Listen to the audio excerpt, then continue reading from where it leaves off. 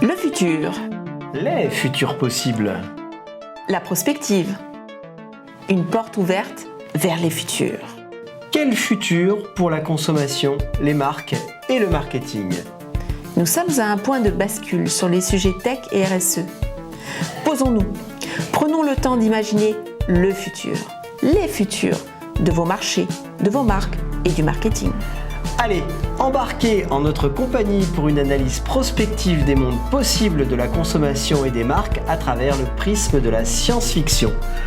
Un podcast animé par Marina, notre experte en pop culture et tendance fiction. Allez, attachez vos ceintures, décollage imminent vers le futur. Et surtout, faites-nous part de vos impressions sur ce voyage à travers l'espace et le temps. Je suis ravie d'accueillir dans ce podcast deux experts de la mobilité. Un auteur de science-fiction qui va nous apporter un point de vue futuriste avec la publication de son avant-dernier livre, Walter Kurtz à l'étapier, Emmanuelle Brault. Bonjour Emmanuelle. Bonjour. Et j'accueille également notre experte en mobilité chez Kantar Insights. Elle est au cœur de toutes les études réalisées par Kantar sur le sujet. Chers auditeurs, chères auditrices, sachez que vos modes de déplacement n'ont presque aucun secret pour elle. Bonjour Isabelle. Bonjour Marina. La mobilité est un vaste sujet, au cœur des ouvrages de la pop culture. Littérature, cinéma, BD, aucun média n'échappe à sa représentation ancrée dans notre mémoire collective. Souvenez-vous de La Porte des Étoiles dans 2001 l'Odyssée de l'espace. On peut citer également les voitures volantes de Blade Runner. La trottinette sur coussin d'air du film Retour vers le futur 2. La téléportation dans Star Trek. On marche, on court, on vole comme Superman ou Supergirl.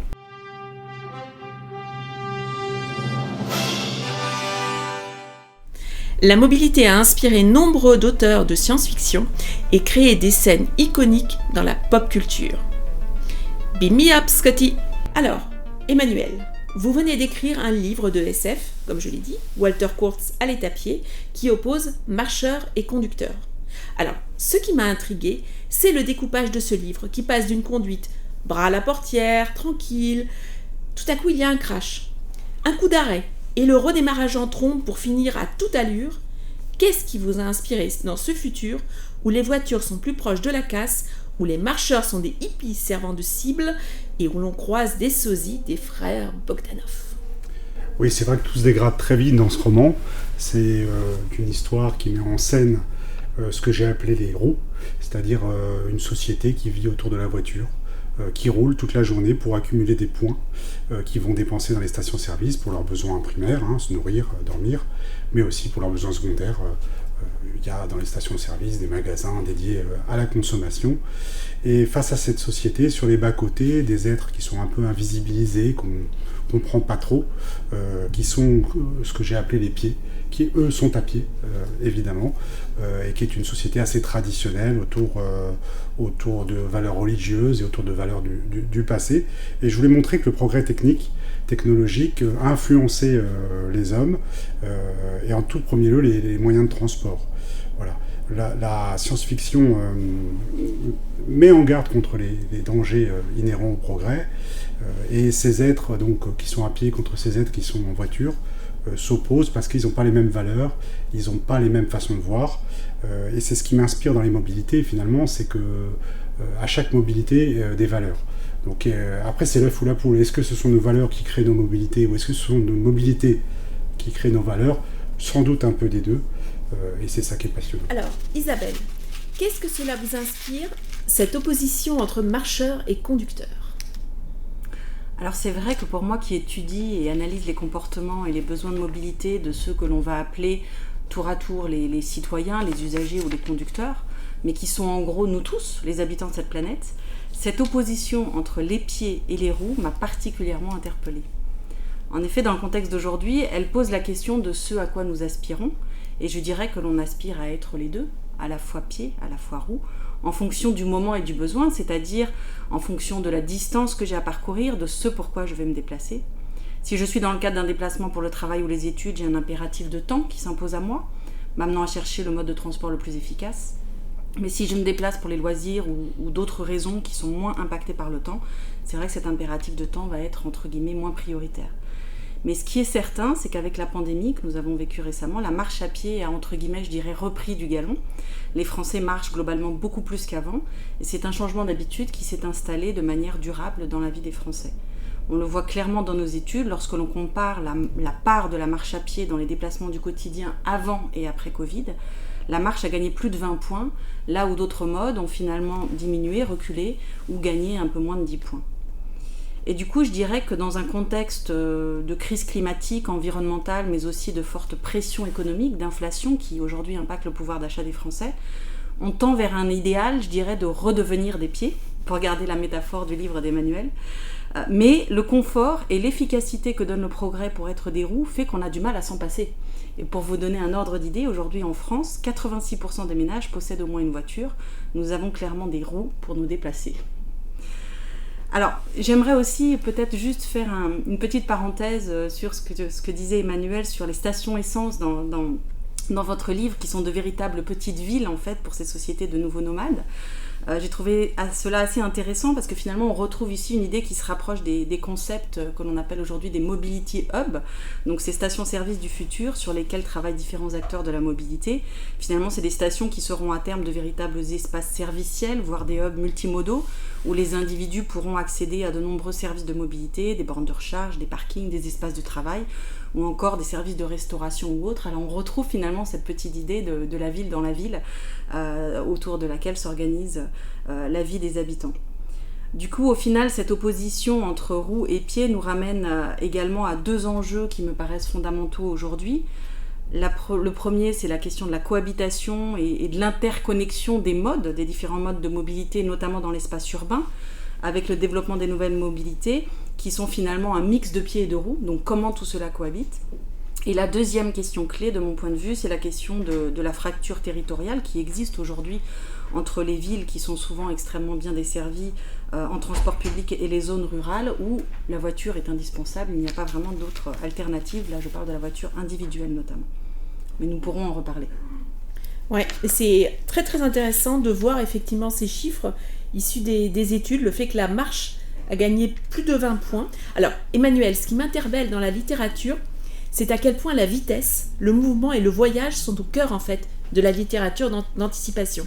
Alors, est-ce qu'il faut y voir un amour du mouvement, du goût de l'accélération, l'obsession du voyage-lumière, les fameux parsecs dont parlait Yann Solo dans La Guerre des Étoiles? On veut aller là où personne n'est jamais allé, donc la fameuse Final Frontier de Star Trek. Et donc Elon Musk et Jeff Bezos s'affrontent à coups d'avancées technologiques, l'Hyperloop, Tesla dans l'espace, le capitaine Kirk qui fait un vol spatial à plus de 90 ans, c'est quand même impressionnant et c'était un beau coup de publicité. Alors, qu'en pensez-vous ? Ouais, c'est la base de la littérature de science-fiction, sous l'égide de Jules Verne, bien sûr, qui a fait des romans tels que 20 milieux sous les mers ou Le Tour du monde en 80 jours. Il faut savoir que le sous-marin n'existait pas à l'époque et que dans le Tour du monde en 80 jours, il y a des moyens de transport qui sont très très très innovants, évidemment la montgolfière. Et la science-fiction, c'est ça en fait, à la base. C'est popularisé dans les années 1940, 50, 60, notamment États-Unis, Canada, Angleterre, et sous cette idéologie de vitesse, de progrès. Donc on est soit sur Terre, avec des moyens de transport ultra rapides. J'ai encore lu récemment un livre qui s'appelle Ravage, de René Barjavel, qui parle de moteur à quintessence sur les voitures. C'est très joli comme expression. Et en fait, ça consiste à faire fermenter et distiller l'eau de mer. Voilà. Et ça permet aux véhicules d'avancer très très vite. Évidemment, c'est de la science-fiction, je ne sais pas si c'est une réalité scientifique, mais c'est assez intéressant. Et puis la science-fiction, très très rapidement, évidemment, s'en va ailleurs, donc sur Mars notamment, avec les chroniques martiennes de Bradbury, de Ray Bradbury, qui sort en 1950 et qui raconte la conquête spatiale de Mars entre 2030 et 2057. Là, la science-fiction ne se veut pas réaliste, elle est dans un rêve de vitesse, de progrès, avec dès le début quand même, je l'ai relu le livre pour ce podcast, déjà une description des dangers inhérents dont nous parlions à l'instant. Alors je ne résiste pas au fait de vous lire le premier chapitre, parce que le premier chapitre raconte la première fusée qui contient les colons qui partent à la conquête de Mars et qui vont s'installer sur Mars. Et le chapitre se conclut ainsi: la fusée est commandée au climat, faisant régner un court moment l'été sur le pays. Voilà, je trouvais ça un peu prémonitoire, c'est-à-dire que les fusées changeaient le climat le temps du décollage. Voilà. Et puis la science-fiction ensuite aborde d'autres sujets, elle va encore de plus en plus loin. Je pense au cycle Fondation avec Asimov. Et puis deux autres sortes de mobilité qui sont de l'ordre du fantasme, du rêve, on en a tous rêvé je crois. Il y a le voyage dans le temps, avec notamment H.G. Wells qui dès 1895 publie ce roman La machine à explorer le temps. Alors ça c'est un roman assez hallucinant, puisque le héros s'en va en l'an 802-1701, et il ne fait pas les choses à moitié, H.G. Wells, et il arrive dans un monde séparé en deux, entre des êtres qui habitent à la surface, un peu éthérés, un peu naïfs, un peu bébêtes, et puis des êtres très frustres, un peu brutaux, qui vivent dans les souterrains. Donc c'est un peu marxiste presque, c'est l'aboutissement de l'exploitation des masses, je suppose. Voilà, c'est un livre assez cruel. D'ailleurs, si je me souviens bien, les êtres souterrains mangent les êtres qui sont sur la Terre. Voilà. Et le voyage dans le temps, évidemment, je résiste pas au fait de vous citer Retour vers le futur, beaucoup plus proche de nous, où Marty McFly s'en va, notamment dans le premier opus, au temps où ses parents étaient jeunes en 1955. Voilà. Et à noter qu'il prend une voiture pour voyager dans le temps, la fameuse DeLorean, qui est devenue mythique depuis. Et je vous interromps, mais à la fin du premier film, Marty et Doc se retrouvent. Et Marty dit mais il n'y a pas de route suffisante pour atteindre les 88 miles à l'heure.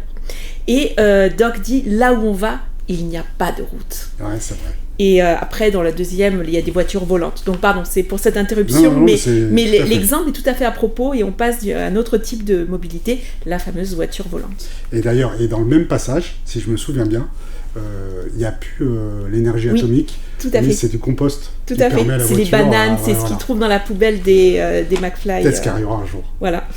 Voilà, et puis dernier type de voyage, grand type de voyage dans la science-fiction qui est popularisé par la science-fiction, c'est évidemment la téléportation, dans lequel les hommes se transportent instantanément d'un endroit à l'autre. Alors là, je pense immédiatement au Monde du Non-A, qui est un roman qui est publié en 1945, un autre classique de la science-fiction, traduit par un Boris Vian enthousiaste en 1953, faut le noter. La littérature générale et la science-fiction ont beaucoup plus d'échanges qu'on ne le pense. Ce roman met en scène un héros qui finit par exploiter son second cerveau, avec lequel il arrivera à se téléporter. Les exemples de téléportation sont légion. Allez, citons-en un, entre autres, notamment, c'est Stargate, évidemment, cette fameuse porte qui permet de se rendre sur une planète à des millions de kilomètres de la Terre. Et Star Trek, bien sûr. Et petite anecdote, c'est parce que la série n'avait pas le budget de faire atterrir son vaisseau spatial, comme dans le film Planète Interdite, qui s'en inspirait plus ou moins, que la téléportation a été inventée pour faciliter les voyages et permettre aux équipes, aux away team d'atterrir sur la planète sans dommage. Donc voilà, petite anecdote sur le sujet. Sur ce sujet.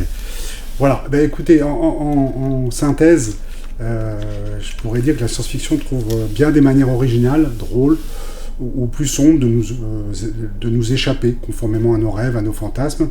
C'est un moyen de rêver, et les constructeurs automobiles l'ont bien compris. Par exemple, quand on regarde leur publicité, ils vendent pas 4 roues et un moteur. On voit souvent quelqu'un qui est soit seul, soit avec sa femme, soit avec sa famille, dans les montagnes ou à côté de la mer, et qui s'échappe dans sa voiture tout souriant. Et c'est peut-être l'enseignement principal. Merci, c'est vraiment très enrichissant. Et je serais bien curieuse de savoir ce que pensent les constructeurs de cette idée d'utiliser l'eau de mer comme carburant. Ce serait intéressant parce que là, pour le coup, on n'en manque pas. Alors, Isabelle, que pensez-vous des projets d'Elon Musk et de Jeff Bezos qui ont l'air décidés à conquérir l'espace à eux deux ? Alors, c'est vrai que lorsque l'on travaille finalement à la création d'un objet de mobilité hyper rapide comme l'Hyperloop, qui permet de relier les grandes métropoles à plus de 1000 km/h finalement, ou lorsque l'on commence à ouvrir la possibilité aux habitants de notre planète de faire du tourisme spatial, on est finalement dans le projet de faire accéder le commun des mortels à des solutions qui n'étaient au départ justement que de la science-fiction, et vous avez cité beaucoup d'exemples. Rendre possible l'accès à l'espace alors qu'avant cela ne l'était que dans l'imaginaire, se déplacer en un temps record sans prendre l'avion, quelque part on ramène un peu la fiction dans la vraie vie grâce à l'innovation. Et c'est vrai qu'aujourd'hui, j'ai envie de dire, nous avons besoin d'innovation et de l'investissement privé, c'est fondamental. Mais par rapport aux deux exemples que l'on vient de citer, j'ai envie de reprendre un peu cette idée que, attention, il n'y a pas de planète B. Et l'urgence aujourd'hui, c'est véritablement de travailler à des solutions de mobilité durable qui permettent aux citoyens de continuer à se déplacer sur notre planète, finalement, en limitant leur impact environnemental et donc en trouvant des solutions qui vont être accessibles au plus grand nombre. Alors aujourd'hui, pour vous donner une idée, lorsque l'on interroge les Français, ils sont 95% à partager le souhait d'adopter un style de vie plus durable, mais ils sont aussi 70% à nous dire que finalement un produit plus durable leur paraît souvent être un produit plus cher et que même s'ils aimeraient faire plus pour la planète et l'environnement, l'augmentation du coût de la vie les en empêche. Et c'est particulièrement vrai en matière de mobilité, où finalement l'adoption de pratiques plus durables ne peut pas être impulsée que par les citoyens, parce qu'il y a une dimension encore supplémentaire au-delà de la question du coût de la mobilité. En réalité, ils se sentent particulièrement impuissants car ils dépendent fortement des infrastructures et des solutions de mobilité qui vont être disponibles autour d'eux. Ils sont également contraints évidemment par l'augmentation du prix d'achat des véhicules ou des carburants. Alors, on a 59% des Français aujourd'hui qui pensent que le développement durable n'est pas de leur responsabilité, mais de celle des entreprises et des autorités publiques. Alors là, je fais le lien avec le besoin d'investissement dont je parlais à l'instant. En matière de mobilité, en effet, ce sont les pouvoirs publics qui peuvent créer des infrastructures nécessaires pour une mobilité plus verte, ou encore les employeurs, donc les entreprises, qui peuvent encourager le télétravail, des pratiques de mobilité plus durables comme la mobilité partagée, ou l'utilisation de mobilités alternatives comme le vélo. Et les nouvelles générations sont particulièrement sensibles à cela, avec une attente encore plus forte des entreprises et des pouvoirs publics pour montrer et guider le chemin. Isabelle, c'est très intéressant ce que vous dites sur le fait que ce sont les pouvoirs publics et les entreprises privées qui peuvent créer les infrastructures et solutions nécessaires pour une mobilité plus verte. Avez-vous des exemples qui l'illustrent ? Oui, tout à fait, Marina. J'en ai un qui me vient immédiatement à l'esprit. Kantar participe à Moving On, par exemple. Donc, Moving On, c'est le premier écosystème mondial de co-innovation qui fédère aujourd'hui plus de 250 grands acteurs de la mobilité durable. Ces acteurs sont publics, privés, collectifs et individuels.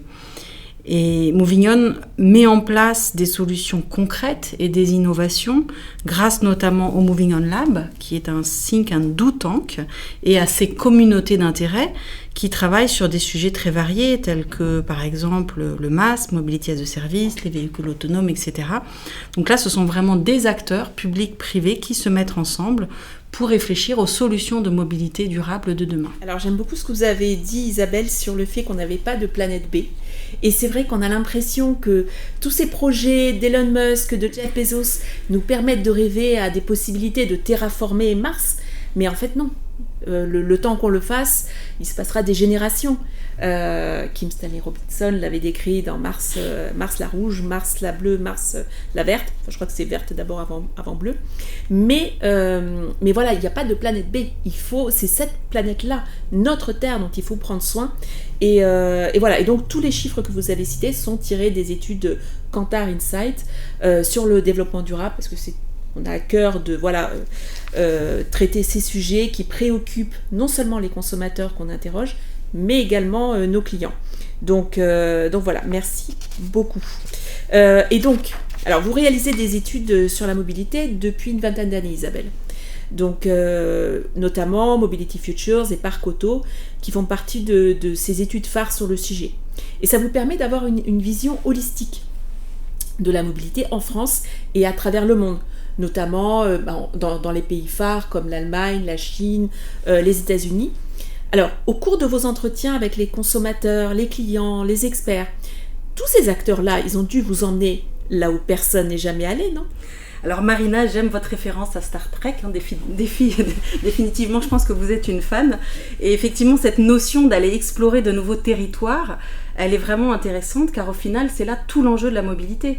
Si les problématiques sont souvent globales, et quand je dis global, là je vais faire référence par exemple au problème de congestion dans les villes, à la question de l'impact environnemental bien entendu, ou encore à des questions d'accessibilité au transport en dehors des zones urbaines, En réalité, les solutions, elles sont toujours locales et elles doivent être adaptées au territoire, parfois à une maille très fine, pour par exemple aller identifier la solution de mobilité, là où les solutions de mobilité, qui permettront aux habitants d'une zone rurale d'accéder aux services de la ville la plus proche ou tout simplement d'accéder à un emploi, de pouvoir aller travailler.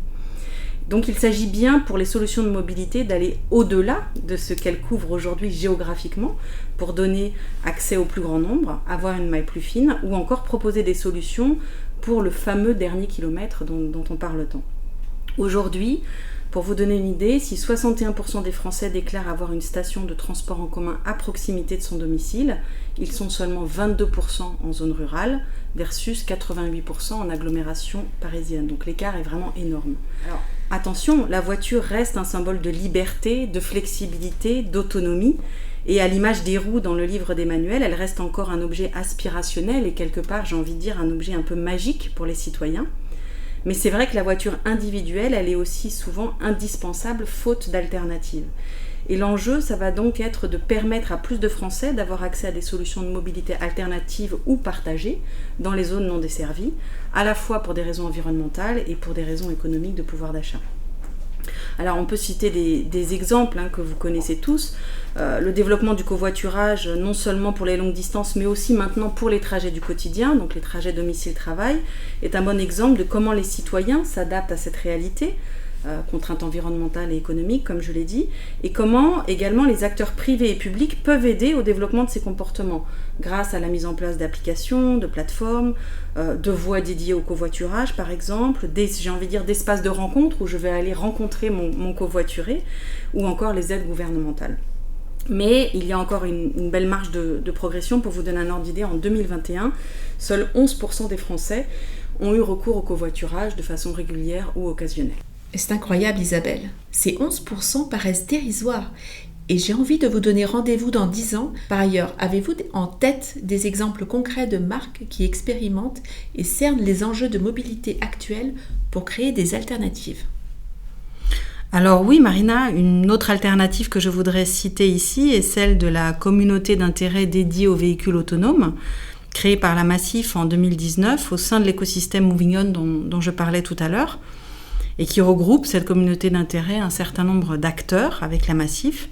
Des expérimentations de navettes autonomes ont été déployées dans 2 territoires, dans la Drôme et dans l'Indre, et une enquête a été réalisée par la communauté sur ces 2 territoires, permettant au final de mieux cerner les enjeux de mobilité des habitants, ainsi que les facteurs d'acceptabilité de ce service de transport, pour lequel au final 60% des répondants, des habitants, se disent prêts à l'utiliser. On voit là véritablement des solutions arriver pour couvrir ces territoires, où aujourd'hui finalement il n'y a pas d'alternative à la voiture personnelle. Mais c'est vrai qu'en science-fiction, pour rebondir ce que vous venez de dire Isabelle, la voiture autonome fait rêver. Et on la voit dans Minority Report lorsque Tom Cruise se déplace, on la voit dans Total Recall lorsque Schwarzenegger est sur Mars.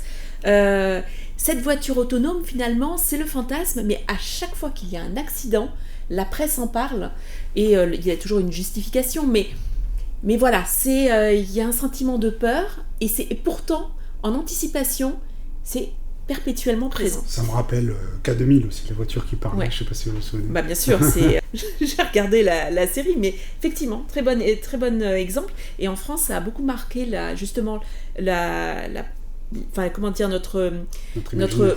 notre imaginaire a été marqué par K2000. Et j'ai un ami d'ailleurs, je ne sais pas s'il écoute ce podcast, mais qui avait acheté la même voiture avec l'éclairage devant. Et mais c'était un fan absolu. Nous allons maintenant changer de sujet parce que nous allons passer maintenant à la mobilité douce. Et qu'est-ce que j'entends par là ? Alors que nous foncions toujours plus vite, toujours plus loin, toujours plus fort, mais le Covid a apporté un coup d'arrêt. Tout à coup, les avions étaient bloqués au sol, le voyage s'est arrêté et nous nous sommes retrouvés confinés, enfermés chez nous. Nos déplacements, souvenez-vous, étaient limités à ces 1 km autour de chez nous lors du premier confinement. Un comble à notre époque où, par exemple, je suis allée à Tokyo en 12 heures en vol depuis Paris. Ne sommes-nous pas passés dans un monde post-apocalyptique, tel que vous le décrivez dans Walter Kurtz à l'étapier, où quelque chose, on ne sait pas quoi, a fait que le monde a changé et jeté les hommes sur la route. Alors, Emmanuel, pourquoi décrire un tel monde ? Et quelle a été votre source d'inspiration ? Alors d'abord, je vais reprendre le propos d'Isabelle, qui qui parlait de la voiture comme quelque chose d'aspirationnel, de magique. C'est vrai que c'est l'idée de base finalement de Watercuts. La voiture, ça vous permet de vous échapper. Et qui n'a pas rêvé de s'échapper? Qui n'a pas rêvé de partir parce qu'il en avait marre, de prendre la voiture et puis de filer sur la route sans savoir vraiment où il allait, juste ne penser à rien, une forme de méditation. Voilà, j'en rêve, je crois, et je ne suis pas le seul, et j'ai voulu transformer cela en roman et aller jusqu'au bout de ma pensée. Voilà. Et puis ça reprend d'ailleurs ce que me disent pas mal d'amis, certains d'entre eux en tout cas me disent, moi j'aime bien prendre ma bagnole et m'en aller 1 ou 2 heures. Alors c'est pas très écologiquement correct de dire ça aujourd'hui, mais je connais encore plein d'amis qui font ça, qui roulent comme ça 1 ou 2 heures pour se détendre. Je pense qu'ils ne sont pas tout seuls. De voiture, comme le disait Isabelle, on aspire à autre chose, mais on a tous une voiture et on roule tous. Effectivement, la voiture, c'est quand même aspirationnel, donc oui, on en a tous. Ça reste. Ne culpabilisez pas. Et il y a ce côté de la voiture, le côté un peu cocon, donc je peux à la fois m'enfermer, me retrouver avec moi-même pendant le voyage, comme je peux rester connecté au monde extérieur, donc finalement c'est un outil quelque part très intelligent et qui me permet de soit décider d'être seul, soit de rester connecté. Donc d'un point de vue, je dirais, expérience qui est très important. Ouais. Et puis pour aller encore plus loin que ça, c'est le roman Crash dont je voulais parler parce que c'est un roman qui m'a beaucoup inspiré pour ce roman. Watercuts était à pied. C'est un roman de J.G. Ballard, qui est assez connu, qui a fait un peu de science-fiction au début, puis à la fin il était sur la littérature générale. Et ça a donné le film éponyme de Cronenberg en 1996. Et ça met en scène des personnages qui déifient leur voiture. La voiture devient le prolongement de leur corps. La tôle, c'est la chair, et la chair, c'est la tôle. Alors, et ça va jusqu'à la folie, c'est-à-dire qu'ils créent des accidents comme ils font l'amour, quelque part. Et donc, ça, évidemment, on va jusqu'à la folie, mais j'ai voulu reproduire ce thème-là. La voiture, c'est un objet magique, mais qui peut aussi aller dans le mauvais sens. Et dernière chose, évidemment, Mad Max, qui m'a beaucoup inspiré. Quand on regarde Mad Max, finalement, ne subsiste que dans cette nouvelle civilisation que les voitures et les routes.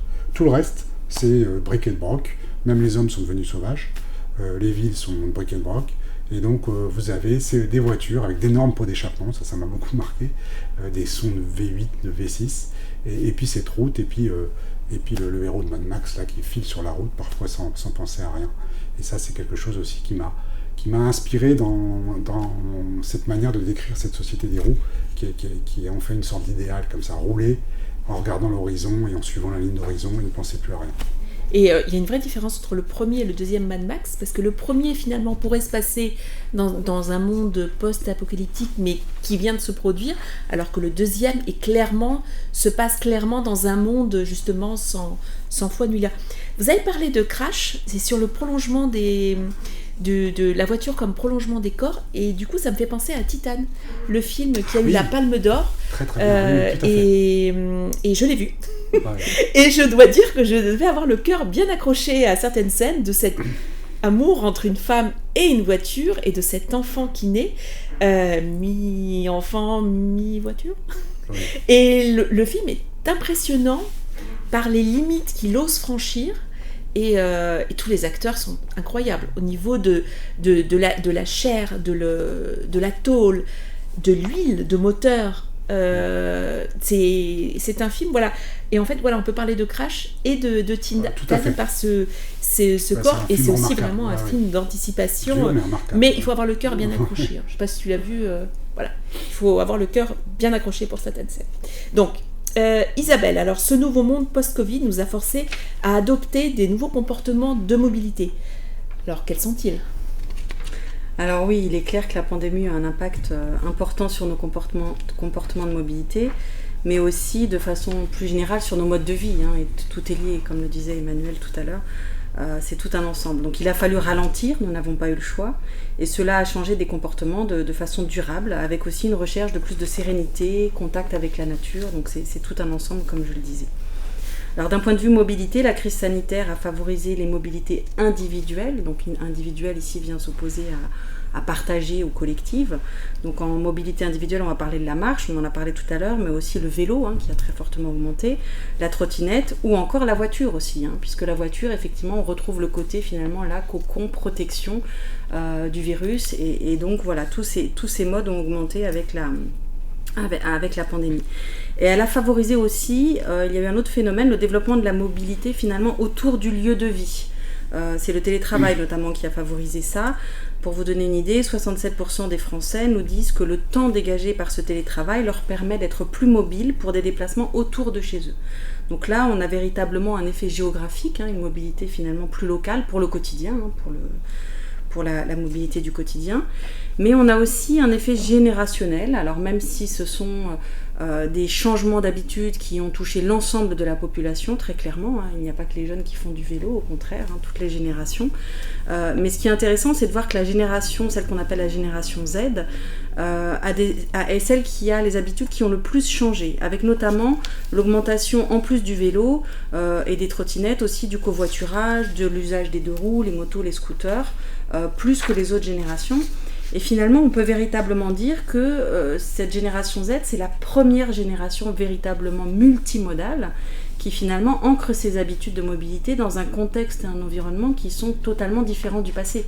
Donc là, on sent qu'on est quelque part un peu au début je ne sais pas si on peut dire d'un nouveau monde, en tout cas d'une nouvelle ère. Et cette multimodalité, notamment en zone urbaine, va faire partie de notre nouvelle réalité. C'est en plus, comme vous le savez, une génération très connectée qui a l'habitude des applications et qui donc a complètement ce mindset pour changer et adapter ses comportements et passer d'un mode à l'autre sans aucune difficulté. Ouais, c'est très intéressant de voir que c'est générationnel et de voir que les jeunes générations finalement ont adopté des modes de mobilité douce plus rapidement que leurs aînés, bien que je dois dire que mon père, qui a plus de 80 ans, n'hésite pas à utiliser les nouveaux modes de mobilité pour se déplacer plus facilement. Alors qu'il a une voiture, et que voilà, mais ça dépend, je pense qu'il y a un entre-deux. Notamment le vélo, oui. Voilà, le vélo, moi je vois le nombre de Oui. gens qui utilisent le vélo, et maintenant c'est un véritable atout pour une société d'avoir un garage à vélo, et c'est même mis en avant, je le vois chez nous notamment, c'est mis en avant comme un avantage, voilà. Donc, alors un exemple me vient en tête, maintenant lorsque je pense à la mobilité douce et à la préservation de la nature, parce que par exemple, dans la science-fiction, le principe, c'est quand même d'aller toujours plus vite, de dépasser la vitesse de la lumière, parce que sans ça, on ne pourrait pas dépasser Mars. Ce serait assez compliqué. Il nous faudrait des générations pour atteindre Alpha du Centaure, par exemple. Et donc, je pense là encore à Star Trek. Vous allez me dire, c'est une marotte. Mais en fait, il y a un exemple intéressant. Parce que donc, la vitesse de distorsion de Star Trek permet d'atteindre des recoins reculés de l'espace. Leur espace est divisé en quadrants. Et en fait, on va plus loin grâce à la vitesse de distorsion. Et en fait, on assimile rarement la SF à la lenteur. Parce que la SF a ouvert le champ des possibles en permettant d'atteindre des coins reculés de l'espace. Or, dans un épisode de Star Trek, The Next Generation, qui date du début des années 90, donc on était vraiment en avance à l'époque dans cette série, et qui s'appelle Force of Nature, des scientifiques révèlent que la distorsion porte atteinte à l'espace. Et donc la Fédération des planètes qui contrôle, c'est leur mode de gouvernement, décide de limiter la vitesse des vaisseaux spatiaux pour le préserver. Et pour dépasser une certaine vitesse, il faut demander l'autorisation. Sinon, nous savons que les vaisseaux stellaires abîment la fabrique de l'espace. Donc en fait, ce scénario déjà est cohérent avec les valeurs écologiques et humanistes de Star Trek. Mais alors, qu'est-ce que ça vous inspire, Emmanuel, cette thématique ? Le thème de la lenteur, je reprends vos propos, vous avez tout à fait raison. Il faut noter que contrairement à ce que nous croyons, il y a toujours eu dans la science-fiction, à côté de l'éloge de la vitesse, du progrès, de l'optimisme, un retour à la nature, un retour aux traditions, voire à une certaine philosophie de la lenteur, de l'harmonie. Alors le plus frappant, l'exemple le plus frappant, c'est un exemple de fantasy, c'est le Seigneur des Anneaux, dont le style fantasy déjà en soi est un éloge du retour à certaines traditions. Je vous rappelle que c'est un style qui mélange un peu le fantastique, la magie et de très vieux mythes. Et le Seigneur des Anneaux est écrit en 1954, donc en même temps que tous ces romans dont on parlait, qui faisaient l'éloge de la vitesse, les chroniques martiennes et autres. Dans le Seigneur des Anneaux, c'est une quête qui se fait à pied. Pour détruire l'anneau, les personnages marchent. C'est peut-être pour ça que le roman est aussi long, parce que c'est lent, quoi. Tout est lent, il y a obstacle par obstacle, les personnages ne sont pas téléportés, ils ne voyagent pas dans le temps, on est vraiment sur des moyens de transport moyenâgeux, et sur un certain éloge d'une certaine manière de vivre, d'une certaine harmonie. Et c'est assez intéressant, et toute la science-fiction est traversée par ce mythe, y compris dans les romans qui font l'éloge de la vitesse. Vous avez toujours à un moment donné un message écologique, un message humaniste, ou alors une mise en garde contre le progrès. Pour être un peu plus léger, j'ai regardé un peu ce que faisait la science-fiction avec les animaux, parce qu'elle fait preuve d'une inventivité extraordinaire, et les animaux, il n'y a rien de plus doux comme moyen de transport. Donc je pensais notamment à Dune, où le héros Paul Atreides doit apprendre à chevaucher un ver de sable géant sur la planète Arrakis en guise d'initiation pour rentrer dans une tribu qui s'appelle les Fremen. Donc ça c'est assez fascinant. Et puis évidemment il y a Harry Potter qui chevauche toutes sortes d'animaux. Moi je pense à l'hippogriffe qui est mi-cheval, mi-oiseau. Voilà. Et puis même on va aller plus loin encore, c'est encore plus doux, c'est des objets du quotidien qui permettent de voyager. Donc c'est le balai, par exemple avec Harry Potter. Donc, qui reprend une très vieille tradition de la sorcière sur son balai. C'est Marty McFly avec la DeLorean, ou alors l'Overboard, ce que vous décriviez tout à l'heure, Marina. C'est le distorseur dans le monde du Noah, qui est une sorte de machine qui est faite de briquets de broc, d'acier et autres, qui permet de se téléporter. Voilà. Donc la science-fiction est très en avance, autant sur l'éloge de la vitesse et du progrès, finalement, elle est en phase avec la société de l'époque, c'est-à-dire années 50, 60, les 30 glorieuses, la croissance économique, autant sur les valeurs traditionnelles, écologiques, humanistes, elle est très très en avance sur son époque, qui n'est pas du tout à l'époque, on ne pense pas trop à l'écologie, ou alors c'est extrêmement marginal.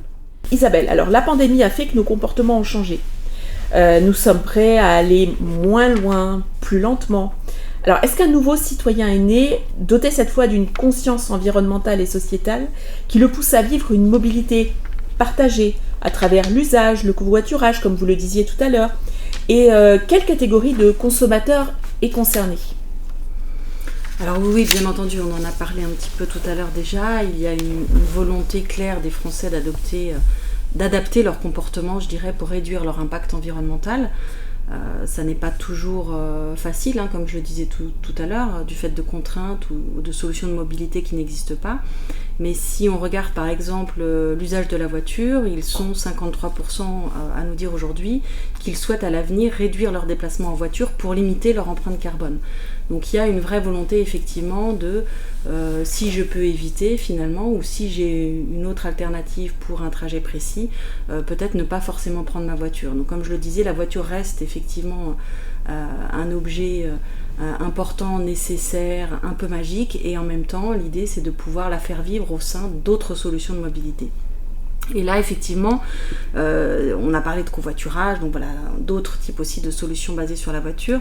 Et si vous me le permettez, je ne peux pas m'empêcher à nouveau de faire la référence avec la métaphore qu'Emmanuel a utilisée dans son livre, puisque finalement, dans le livre, on a finalement une aspiration initiale, si j'ai bien interprété, qui est de devenir une roue, puisque finalement les roues sont entre guillemets les mieux placés dans cette société, alors que les pieds sont un peu plus marginalisés, risquent même de se faire écraser à tout moment. Donc il y a vraiment cette notion de guerre entre les pieds et les roues.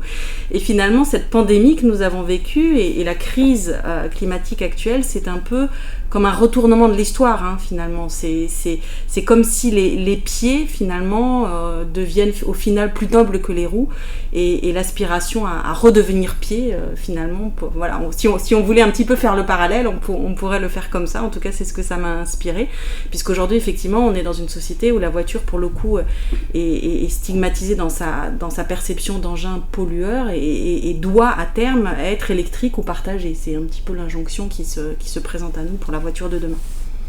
Alors c'est vrai, et tout à coup, ça me fait penser au silence lors du premier confinement, lorsqu'on n'avait pas le droit de se déplacer, et qu'on avait le droit, par contre, de sortir et de marcher 1 kilomètre. Il y avait un silence dans les rues, et aussi, on entendait le chant des oiseaux, je crois que certaines personnes ont vu des renards entrer dans la ville, et on n'entendait plus rien. Et tout à coup, la pollution a disparu, mais très très rapidement. Donc effectivement, tout à coup, le silence est devenu noble, et tout à coup, le fait de se déplacer à pied, même dans ce petit rayon d'1 kilomètre, c'est ce que vous disiez, tout à coup, les comportements ont changé, et on était fiers d'être pieds, on avait le sentiment d'avoir changé la société. Ça apparaît dans les romans post-apocalyptiques aussi, le silence. Cette notion de silence est très développée. Il y a eu la fin du monde, et là, c'est le silence. Et donc il y a quelque chose alors évidemment de flippant, parce que c'est la fin du monde, mais le silence est énormément développé dans Je suis une légende, par exemple, où la personne se retrouve à New York un peu toute seule. Voilà, et plein d'autres films. C'est une sorte un moment de quiétude avant, évidemment, les gros problèmes, puisque la fin du monde est arrivée. Mais on a eu tous le sentiment d'être une légende, justement, ou d'habiter un monde étrange, une ville étrange, désertée de ces voitures. On avait l'impression que les zombies allaient apparaître, mais non. Abordons maintenant la troisième thématique, c'est-à-dire comment faire cohabiter piétons et voitures. Alors Emmanuel, dans votre livre, Walter Kurtz était à pied. L'opposition entre conducteurs et piétons est violente, sanglante, voire barbare. Pour illustrer mon propos, voici un extrait lu par Babette Jussy.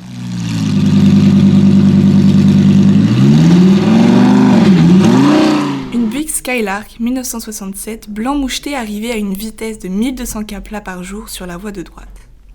Elle passait avant la jeune femme, qui entamait la dernière partie de sa traversée, sans aucune conscience du danger. Elle avait une chance insensée, pensais-je, alors que, à ma grande surprise, la Buick fit un écart vers sa gauche, un léger coup de volant qui décida du sort de la jeune femme, percutée à pleine vitesse sur la ligne pointillée blanche séparant la voie de droite de la voie de gauche. La particularité de cette Buick était son pare-choc, qui formait un W se transformant en lame de rasoir à cette vitesse. Le choc se produisit juste au-dessus de sa hanche. Le corps de la pauvre enfant fut tranché net en deux parties distinctes.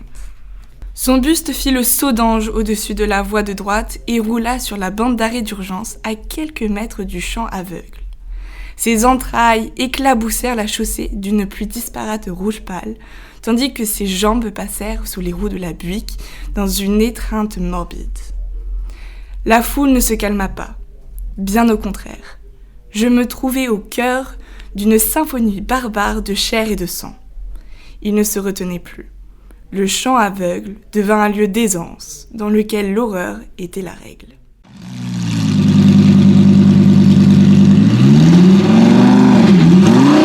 Nous venons d'écouter un extrait de Walter Kurtz était à pied, représentatif de la violence de cet affrontement piéton-voiture.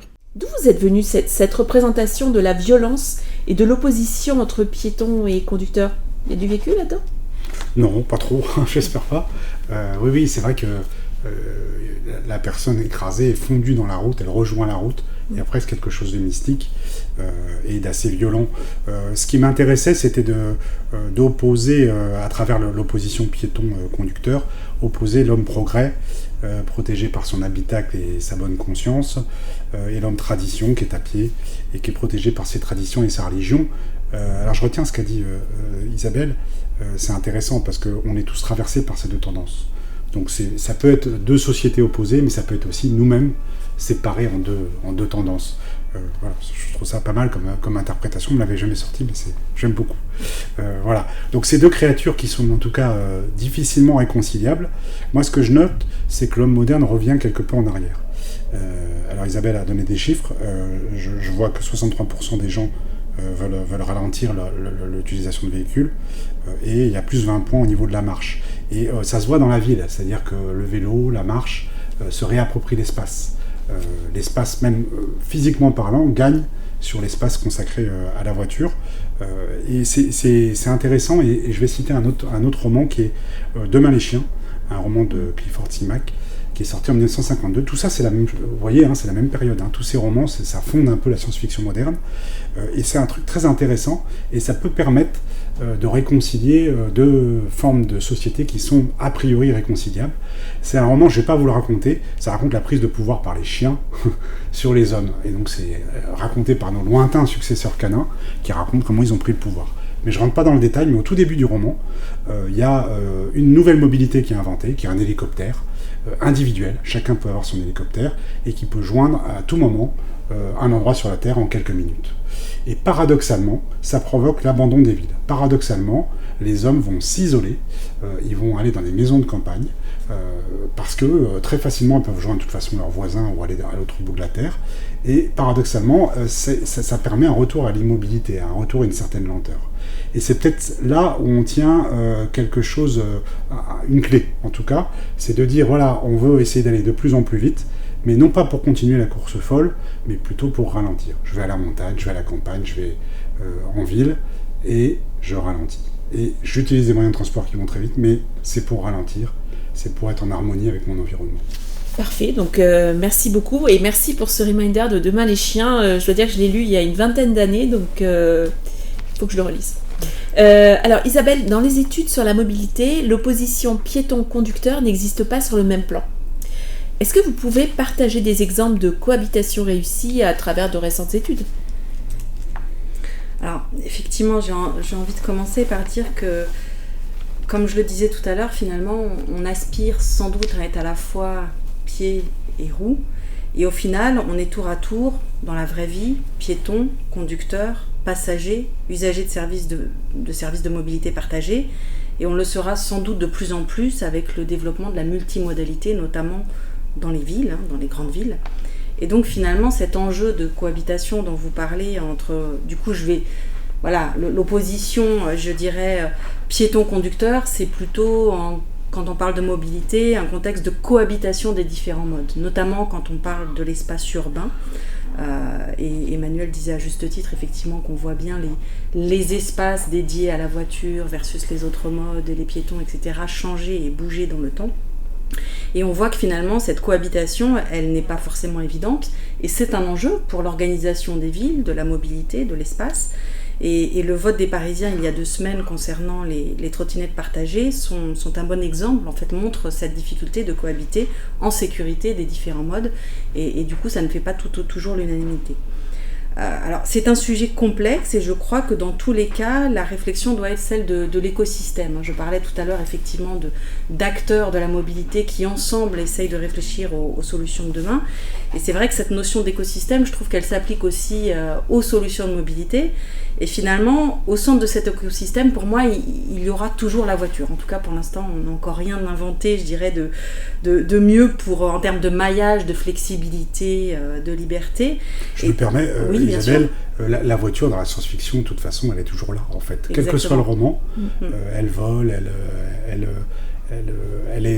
elle utilise plein de carburants différents, elle parle, on le disait tout à l'heure, elle est intelligente, elle est mauvaise, elle est gentille, bref, mais ça reste la voiture. Elle est amphibie. Elle est amphibie, exact, mais ça reste un thème universel.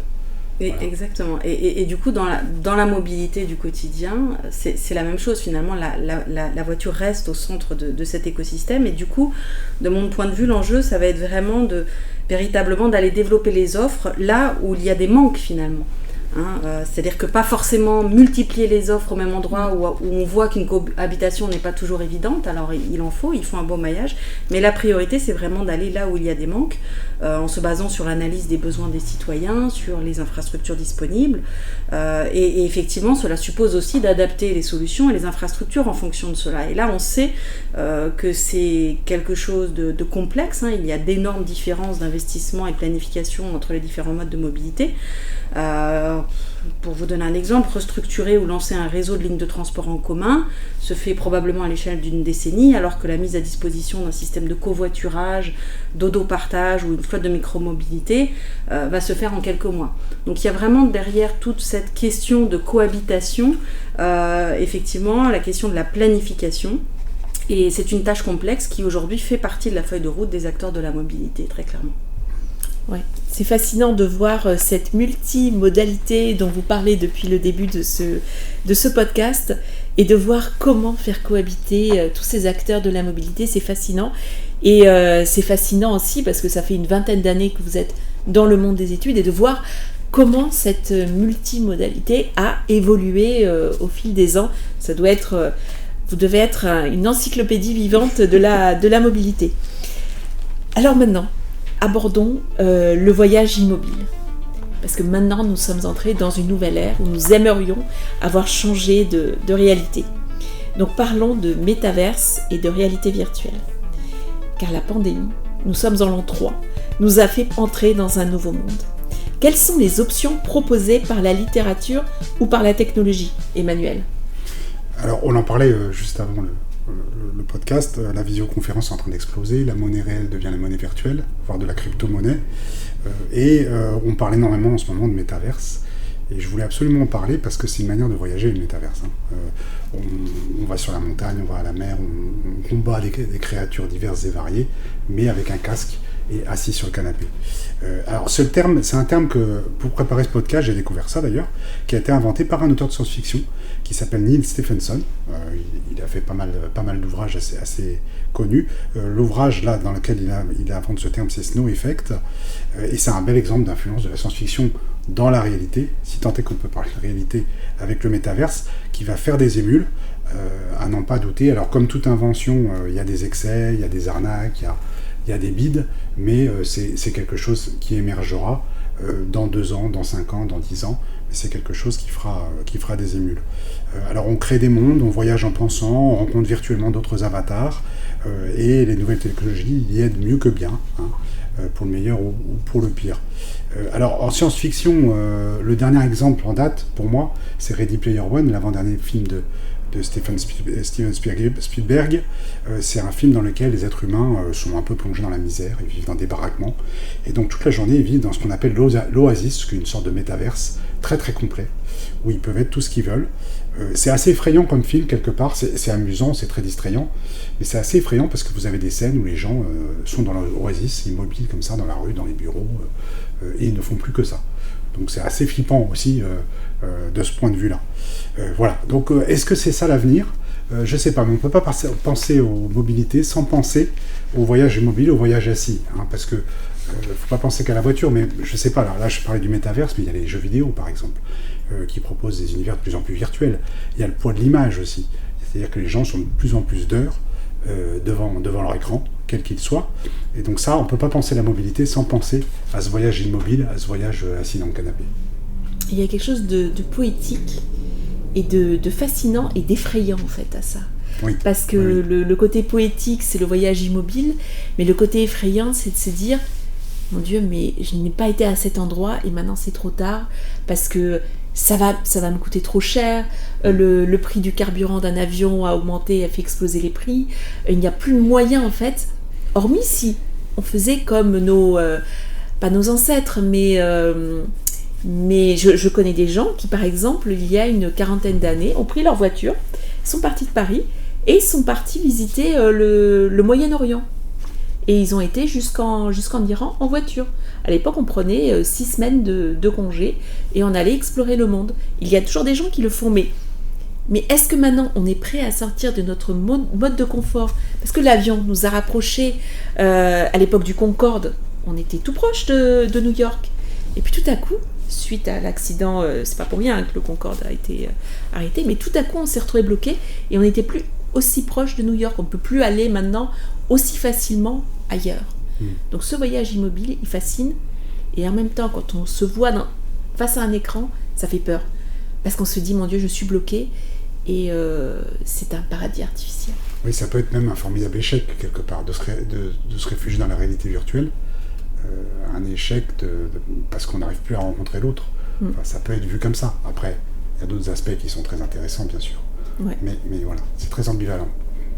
Alors Isabelle, je me tourne maintenant vers vous. Est-ce que le métavers ou la réalité virtuelle entre le champ de vos études Kantar ?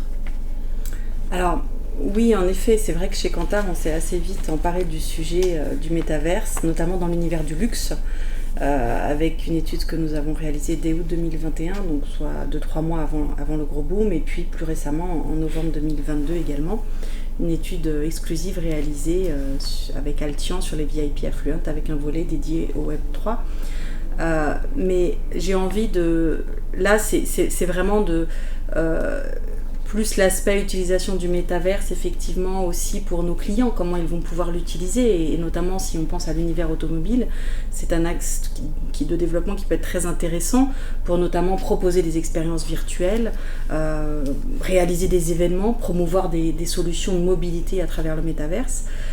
ou voire même, ça peut même être un axe intéressant à explorer pour ensuite engager certaines cibles, quand ce sera quelque chose d'un peu plus largement utilisé.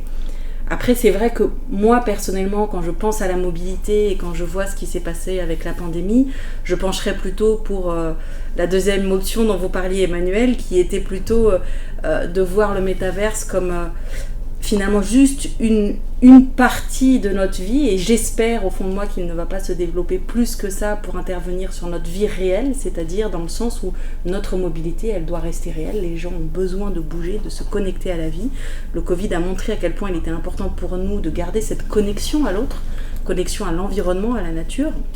Et du coup, effectivement, je ne crois pas à un futur totalement virtuel. En tout cas, je ne l'espère pas. Voilà, je ne l'espère pas, notamment dans le contexte d'aujourd'hui, où on voit à quel point, parmi nous, les jeunes générations, on a un impact aussi de tout ce qui s'est passé sur la santé mentale des jeunes, sans rentrer dans des clichés. C'est une réalité. Et du coup, donc cette question de métaverse, comme vous le disiez, elle est à la fois fascinante, elle ouvre des nouvelles possibilités, d'un point de vue marketing, engagement de cible, etc.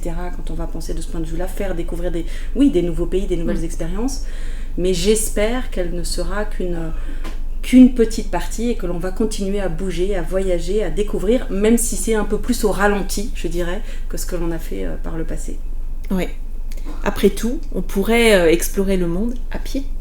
On pourrait je pourrais demain ouvrir ma porte, partir, mettre mon sac à dos sur le dos et aller explorer le monde. J'ai pas besoin de voiture.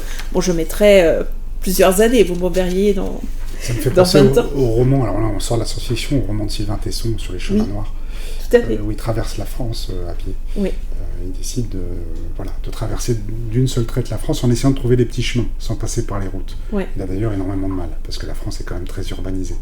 Voilà. Et il y a un film qui vient de sortir d'ailleurs, une adaptation du roman. Tout à fait, mais c'est une de mes aspirations, de pouvoir découvrir, de prendre le temps. Parce que lorsqu'on passe en voiture dans beaucoup d'endroits, on se dit, je me dis systématiquement, j'aimerais visiter ce château, cet endroit, me balader, me baigner dans tel crique, mais je ne le fais jamais. Parce que la voiture m'emmène d'un point A à un point B et je ne prends jamais le temps de m'arrêter. Donc tout à fait, prendre le temps, prendre son bâton de pèlerin finalement, faire comme les pèlerins qui allaient à pied à Saint-Jacques-de-Compostelle au Moyen-Âge, après tout, ce serait faisable. Et Saint-Jacques revient très très à la mode. Plein de gens font le pèlerinage de Saint-Jacques-de-Compostelle sans forcément être des grands religieux. Ah oui, tout à fait. Juste pour le plaisir de marcher et de rencontrer d'autres marcheurs. Alors maintenant, une question pour tous les deux, pour ouvrir le champ des possibles. Alors, soyez créatifs dans vos réponses. Quel serait le scénario de la prochaine mobilité disruptive ? Allez-y, lancez-vous. Alors moi, j'ai deux pistes. Moi, j'ai réfléchi à deux pistes que je trouvais intéressantes. D'abord, le thème de l'homme augmenté ou l'homme aidé. Je ne sais pas trop comment on en parle, mais dans la science-fiction, si vous voulez, vous avez toute une série d'appareils qui aident l'homme à se déplacer. Donc par exemple, il y a un gilet qui permet de voler dans les chroniques martiennes. Et dans la réalité, vous avez l'exosquelette qui est en train d'émerger, qui a beaucoup émergé dans les usines, notamment là où il y a beaucoup de travail à la chaîne, les usines automobiles, ou alors des bras aussi, qui aident les travailleurs à porter des charges lourdes. On pense aussi à Robocop, évidemment, dans la science-fiction. Et au Mandalorien. Je ne sais pas si vous connaissez la série, mais avec Fabrice qui est à la technique aujourd'hui, nous sommes fans de cette série, et les personnages portent des armures qui leur permettent de voler. Donc ça rejoint tout à fait cette thématique d'exosquelette et d'armure qui permet de se déplacer très rapidement. Oui, c'est intéressant. Oui, tout à fait. Et ça me fait penser à un dernier film, tiens, on parle de l'actualité, John Wick. J'ai vu le 4 là, qui est un bon film d'action. Et ce qui est très marrant, c'est qu'ils ont des costumes qui les protègent des balles. Donc en fait, vous les voyez, c'est comme des chorégraphies, ils se protègent derrière leur veste au moment où les autres tirent. Et puis évidemment, la balle échoue sur le costume, et comme ça, ils évitent les balles. Bon, comme Belmondo, que OSS 117 parodie, où il se protège des balles en se cachant derrière sa main. C'est plutôt drôle. Bon, assez réaliste, mais c'est quand même plutôt drôle. Et je me suis demandé si l'industrie textile prenait à bras-le-corps ce thème des mobilités. Ça pourrait être intéressant. Donc, par exemple, je sais pas moi, des chaussures motorisées qui prendraient le relais des trottinettes, qui nous permettrait de nous déplacer à 15 ou 20 à l'heure, quelques centimètres au-dessus du sol. Voilà, ou alors un costume cravate qui vous permettrait, je sais pas, de vous porter, ou de vous aider d'ailleurs à porter des courses, pourquoi pas. Est-ce que cette histoire de chaussures motorisées, on ne l'a pas dans Retour vers le futur, où les baskets, il y a des petits trous qui apparaissent sous les baskets. J'ai cette image en tête. Je suis persuadée qu'il y a un film de science-fiction qu'il a utilisé. Parce que la chaussure, elle se noue toute seule dans Retour vers le futur, et j'ai pas souvenir qu'elle l'aide à... mais peut-être que je... Oui, il faut creuser, à vérifier. Mais on garde cet exemple. En tout cas, dans la science-fiction, c'est un thème qui revient très souvent. Oui, j'ai déjà vu. Alors, ceci dit, des petites baskets pour enfants avec des petites roulettes. Oui, c'est vrai. Voilà, on en a déjà vu. C'est un gros succès, ça. C'est rigolo. Et puis alors, je voulais creuser aussi une autre hypothèse que je trouve très intéressante. Alors, j'ai mis en lien deux informations qui sont très différentes pour essayer de trouver quelque chose d'un peu innovant. D'abord, c'est ces courses bon enfant de caisse à savon. Donc, c'est tout bête, hein, c'est des courses de voitures un peu fait carton-pâte qui sont faites de briques et de broc et dont le succès ne se dément pas. C'est un boom de je fais tout par moi-même, et puis aussi on est dans l'amusement.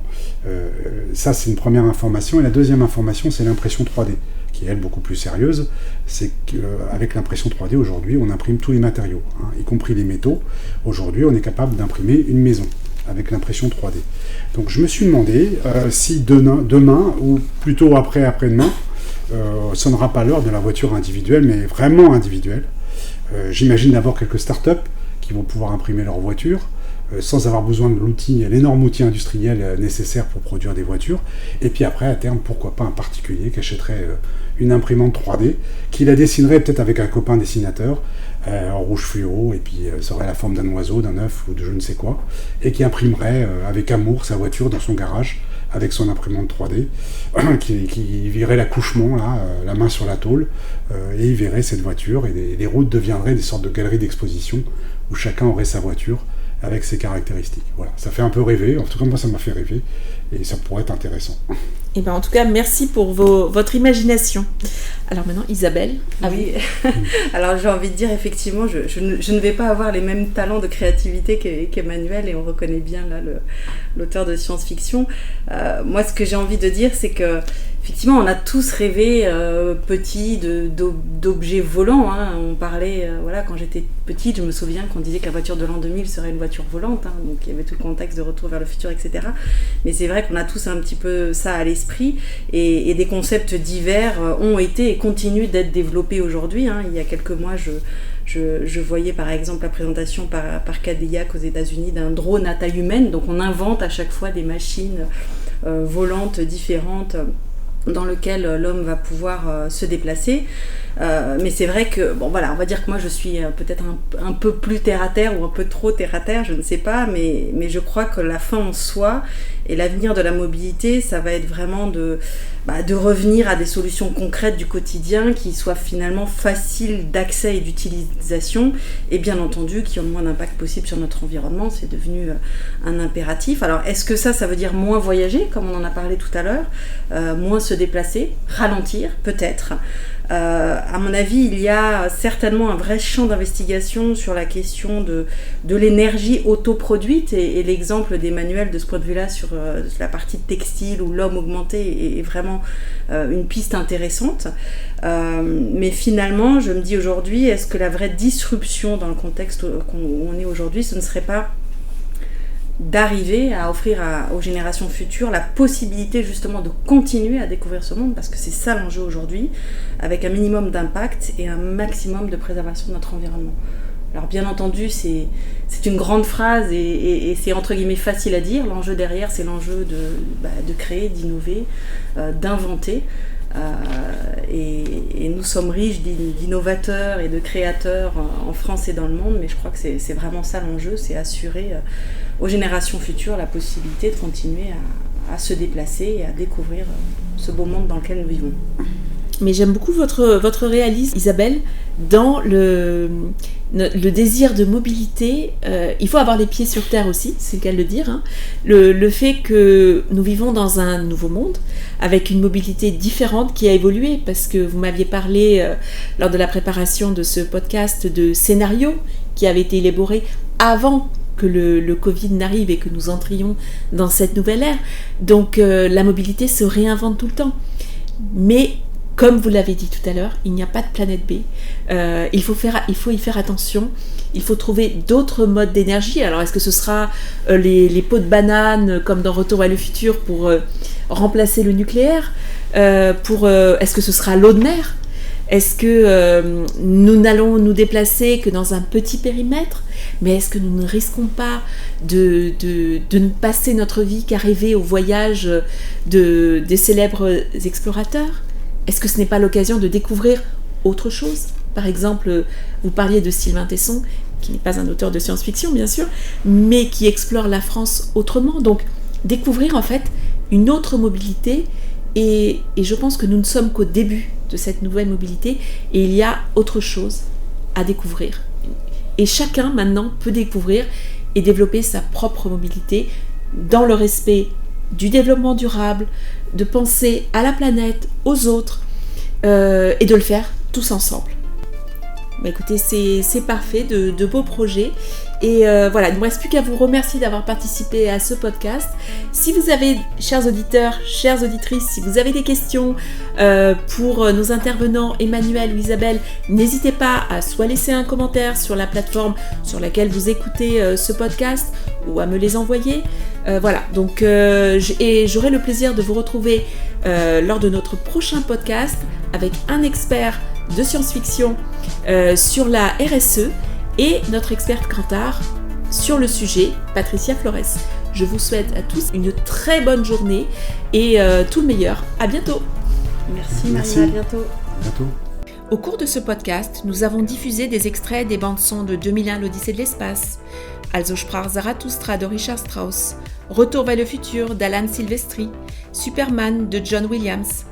Nous avons également diffusé des bruits de la téléportation de Star Trek et lu un extrait du livre d'Emmanuel Brault, Walter Kurtz était à pied, publié aux éditions Mnemos.